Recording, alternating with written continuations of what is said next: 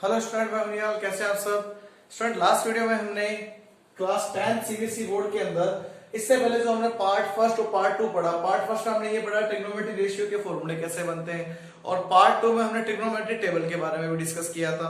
तो हम क्या करते हैं, अब हमारे पास जो एक्सरसाइज 8.1 है, 8.1 एक्सरसाइज हमारे पास वो एक्सरसाइज है जिसके अंदर हमारे पास जितने भी क्वेश्चन लगभग ट्रिग्नोमेट्री रेशियो के ऊपर डिपेंड है। क्लियर? तो स्टार्ट करते हैं। आज हम इसका पहला क्वेश्चन एक्सरसाइज 8.1 है। तो in a triangle ABC, right angle at B, AB equal 24 and BC equal 7 centimetre, determine sin A cos A sin C and cos C। तो सबसे पहले इसके आंसर के अंदर हम क्या करेंगे, एक ट्राइंगल ड्रॉ करते हैं। ट्राइंगल कौन सा? राइट एंगल ट्राइंगल, जिसके ऊपर इसने खुद ने बोला है एक बार कभी हमारे पास राइट एंगल किसके ऊपर है? B के ऊपर है। ठीक है, हमने पाइथागोरस की कंडीशन भी पढ़ रखी है। उसके अंदर हमने ये पढ़ा था कभी ये हाइपोटेन्यूस है और बेस और परपेंडिकुलर का हमेशा झगड़ा होता है। तो कोई बात नहीं, हम उस झगड़े को भी खत्म करते हैं। किसको लेके? थीटा लेके। तो अभी ये बेस की कंडीशन, उसको मैं बेस बोल देता हूं और ये मेरे पास परपेंडिकुलर हो जाएगा।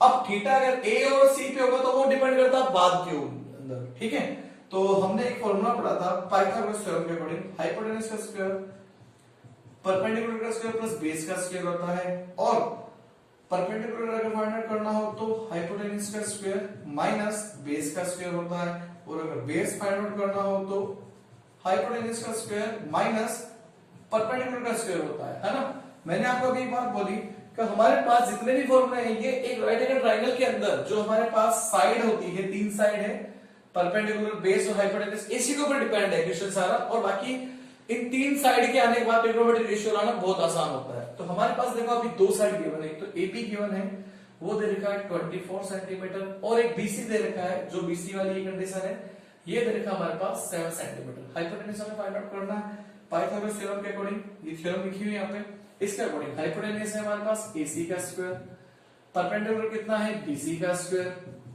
और बेस मेरे पास कितना है? AB का स्क्वायर। क्लियर? ये आ गया हमारे पास। AC मेरे को फाइंड आउट करना है, AC को AC पढ़ा रहने देते हैं। BC कितना आया? BC मेरे पास है 7 का स्क्वायर, और AB हमारे पास आया 24 का स्क्वायर। तो देखो ये 49 प्लस 7 576, इन दोनों को ऐड करते हैं 625 आता है, और ये AC स्क्वायर चल रहा है सामने। AC का स्क्वायर रूट सामने क्या आता है? रूट। तो 625 का रूट कितना आ जाएगा? AC इक्वल में आएगा 25 सेंटीमीटर। तो मेरे पास हाइपोटेन्यूस जो है वो कितना? 25 सेंटीमीटर आ गया। अब बात करते हैं हमारे पास इसकी। अब सबसे पहले मैं थीटा लेता हूं ए के ऊपर। देखो थीटा के सामने ट्रिग्नोमेट्री रेशियो में हमेशा कंडीशन आती है कि जहां पे थीटा आता है उसके ठीक सामने हमेशा परपेंडिकुलर, ये परपेंडिकुलर, ये बेस, ये हाइपोटेन्यूस। हाइपोटेन्यूस कभी भी अपने जगह चेंज नहीं करता। वो कहता है कि मैं तो जहां पे राइट एंगल ट्रायंगल होगा उसके ठीक सामने रहूंगा। तो उसके ठीक सामने क्या है? हाइपोटेन्यूस है। बेस और परपेंडिकुलर का हमेशा झगड़ा होता है, तो इसका झगड़ा कौन खत्म करता है? थीटा। थीटा के सामने हमेशा परपेंडिकुलर, तो ये परपेंडिकुलर क्या है? हाइपोटेन्यूस। तो सीधी सी बात है, तीसरा बेस ही बनेगा। अब जो पहला पार्ट है, पहला पार्ट की अगर मैं बात करूं, इसके अंदर से बोला एक तो साइन ए और एक बोला है कॉस ए। ठीक है ना? तो हमें पता है साइन ए, जो हमने फॉर्मूला पढ़ा था ना भाई, वही वाला फॉर्मूला यहां लिख देता हूं। पढ़ ले बेटा, पढ़ ले, हार्ड बुक। और ट्रिग्नोमेट्री में ये जो 6 नाम होते थे, साइन, कॉस, टेन, कॉट, सेक और कोसेक। आप मेरा सर पहला जो पार्ट का वीडियो देखोगे तो उसमें मैंने ये सारे फॉर्मूले एक्सप्लेन कर रखे हैं, उसके अकॉर्डिंग ही आ जाएगा। तो साइन की बात करूं, वो P अपॉन में H होता है। तो बताओ साइन ए कितना आ जाएगा? परपेंडिकुलर कितना है? परपेंडिकुलर की वैल्यू BC है, एक मैं शो कर रहा हूं BC, और अपॉन में हाइपोटेन्यूस मेरे पास AC है, वैल्यू शो करेंगे। तो देखो साइन ए इक्वल में कितना आ जाएगा? BC मेरे पास आ गया कितना? 7, और AC आया 25। ये पहला पार्ट का आंसर आ गया। ये आंसर है, ध्यान रखना मेरा। ठीक है, ये पहला पार्ट आ गया। ऐसा कैसा मेरे पास कह रहा है cos A की बात करते हैं, तो cos होता है हमारे पास B अपॉन में H, बेस अपॉन में हाइपोटेन्यूस। बताओ cos में मेरे पास वैल्यू कितनी आ रही है? बेस जो है, बेस वाले साइड का नाम है AB, और हाइपोटेन्यूस मेरे पास अगेन AC। तो आएगा मेरे पास cos A इक्वल में कितना? 24 अपॉन में 25। ये बनेगा मेरे पास इसी के अंदर पहला और दूसरा हो गया। ठीक है, अब इसी का जो सेकंड पार्ट है, एक बार आप वीडियो को पॉज करके नोट कर लेना, मैं ये वाला पार्ट रफ कर देता हूं। अब थीटा देखो अगर मेरे पास अब किसके ऊपर आने वाला है? थीटा आने वाला है इसी ट्रायंगल के अंदर। अब C के ऊपर थीटा आएगा, तो C के ऊपर थीटा देखो पहले यहाँ पे था, अब थीटा यहाँ पे। C वाला थीटा, थीटा का अकॉर्डिंग ये परपेंडिकुलर होगा, और ये बेस बनेगा इस बार। दोनों कंडीशन मेरे पास काम आ रही है। ये परपेंडिकुलर होगा तो ये बेस थीटा के सामने वाली साइड है ना, यहाँ पे साइन सी, फॉर्मूला वही रहेगा। अब आपको अगर फॉर्मूला भी चेंज होगा, फॉर्मूला चेंज नहीं होगा, साइड चेंज हो जाएगी। साइड कैसे, थीटा यहाँ पे तो परपेंडिकुलर वाली साइड कौन सी आएगी, परपेंडिकुलर वाली साइड मेरे पास आ गई इस बार कौन सी, ए बी, हाइपोटेनस वही रहना है ए सी। तो इस बार देखो मेरे पास साइन सी का आंसर कितना हो जाएगा, ये सेकंड पार्ट है इसका, थीटा अगर सी पे हो तो साइन सी इक्वल में आएगा ए बी मेरे पास है 24 और ये मेरे पास आ रहा है 25, तो बन गया इसका आंसर। ऐसा कैसा, cos सी की बात करते हैं, cos होता है बेस अपॉन में हाइपोटेनियस, और cos सी में बेस कितना आ रहा है मेरे पास, बेस मेरे पास आ रहा है देखो थीटा के साथ परपेंडिकुलर, तो ये बेस आ रहा है कितना, BC, BC अपॉन में AC। तो देखो cos सी इक्वल में कितना आएगा, बेस आएगा 7 और अपॉन में आया 25। ये बन गया मेरे पास इसका answer. Clear, pause the video, write down.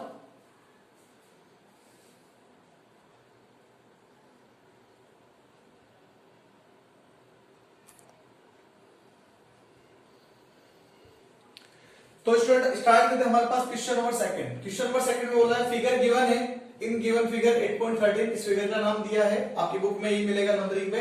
Find tan p minus cot r। सबसे पहले बात करते हैं, देखो ये वाली साइड मिसिंग है, इसको हम बेस ले लेते हैं।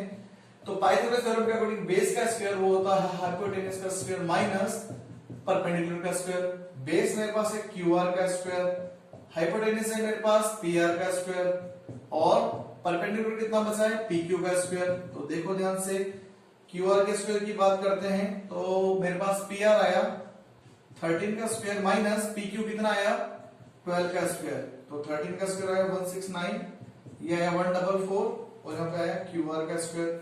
तो भाई QR का स्क्वायर माइनस करते स्क्वायर रूट निकालते सामने रूट आता है ना, तो ये माइनस करते हैं 25 और 25 का स्क्वायर रूट कितना आ जाएगा मेरे पास, वो आएगा 5 सेंटीमीटर आ चुका है मेरे पास। अब मेरे को इसकी वैल्यू फाइंड आउट करनी है, लेकिन सबसे पहले tan p और cot r मिलना चाहिए।